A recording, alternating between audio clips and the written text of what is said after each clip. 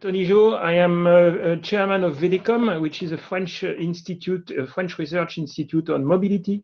And I am also in charge of the connected car program at the PFA, which is the French automotive platform. So I will speak here more about the usages of 5G related to automotive, of course. And I will start with a very simple definition, because generally we are speaking about 5G. And when we think what is 5G? 5G is a system related to network, to telecom network, enabled to transport voice and data. But for car application, it's not only that. There is also a part of 5G which is called, or part of communication, which is called V2X, vehicle to everything. It's a way to connect the car to its environment, the street or road infrastructure, but also other cars, pedestrian, and so on and so forth, on a point-to-point connection. There is no more relation with any telco network, and it's very important for car application. Related to that, if we look at the different application that we have with the cars, what will happen is a very high level of traffic in the network and to the cloud. This is going to overload the communication infrastructure, but also will drive to response time very high for car application, and also to very high cost inside cars for communication, which is not what we are looking for.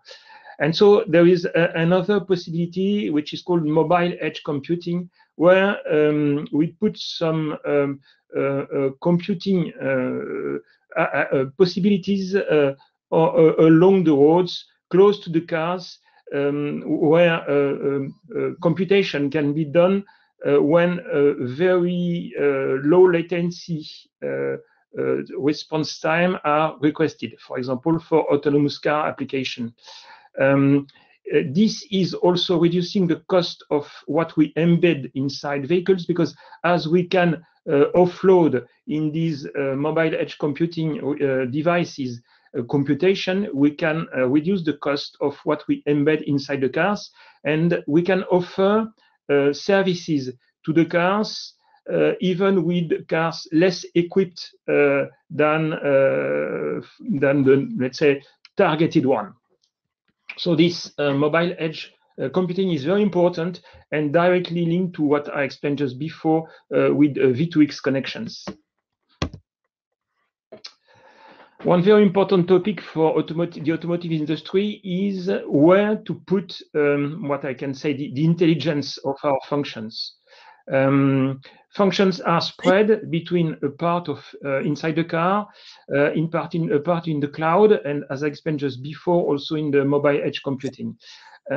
Is there any rule to spread the functions across these different devices? No. It depends really on the function by themselves. For example, when we need a collision warning function, it's of course better to have it directly inside the car embedded. When we look for cooperative driving activities, we need a lot of information coming from the cloud, from the other cars, and so on. And then we have a lot of interest to put them as much as possible out of the car, which means again in the cloud or in the infrastructure of the roads. What is very important there is to identify the business model for function. I mean, when there is one function, we have to understand what is the best business model, and then of course who is willing to pay for the function, and then offer it to the customers. What is very important is the business model for one function, because of course each time we have to identify who is willing to support the investment to propose this function, and then after, of course, who is getting the money back from the customer. As you understand, there are a lot of advantages to move from 4G to 5G.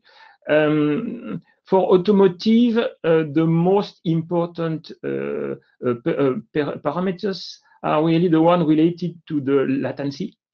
the one related to the quality of service, because in certain conditions here we can guarantee the quality of service. And of course, when the informations are used for automatic cars, the quality of service and the reliability of the information received is absolutely fundamental for the security.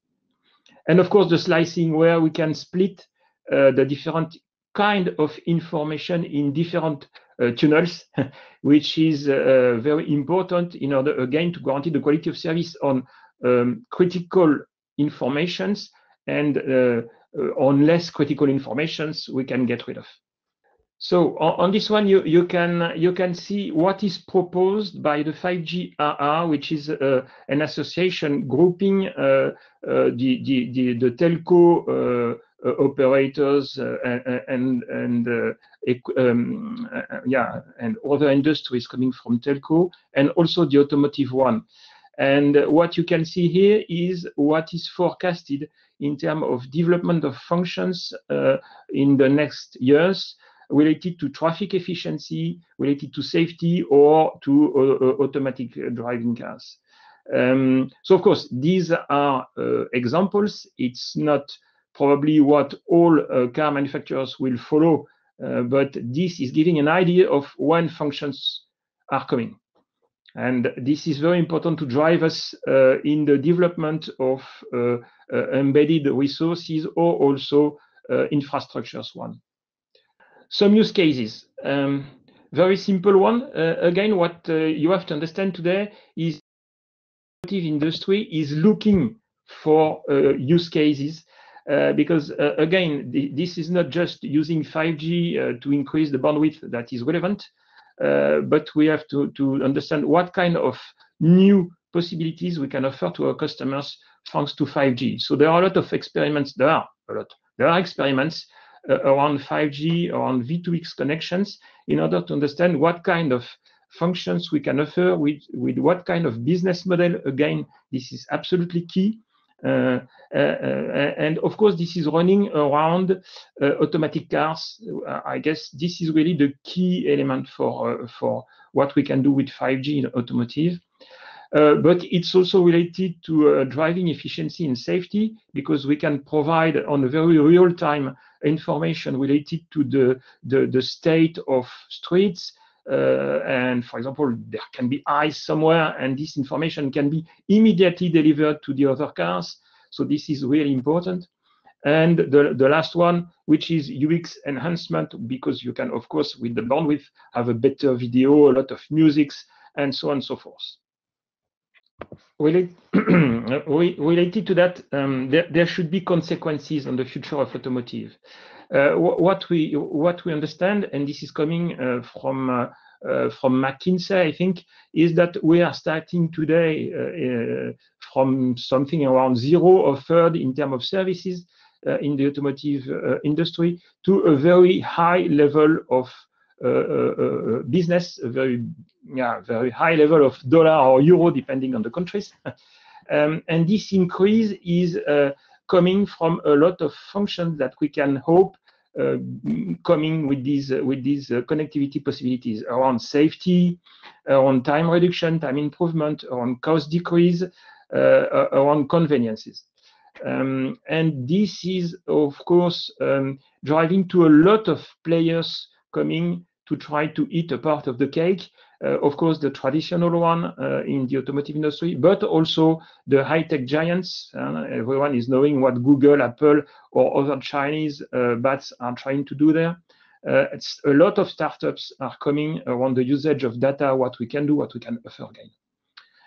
The last point, all this has to be protected. So RGPD is helping us to protect the persons, but we also have to be very, very efficient to protect against cyber attack, because as we are increasing the capacities and the connectivity possibility of the car, we have to deliver a very safe environment to our customers, because again, in the automotive industry, safety is absolutely key.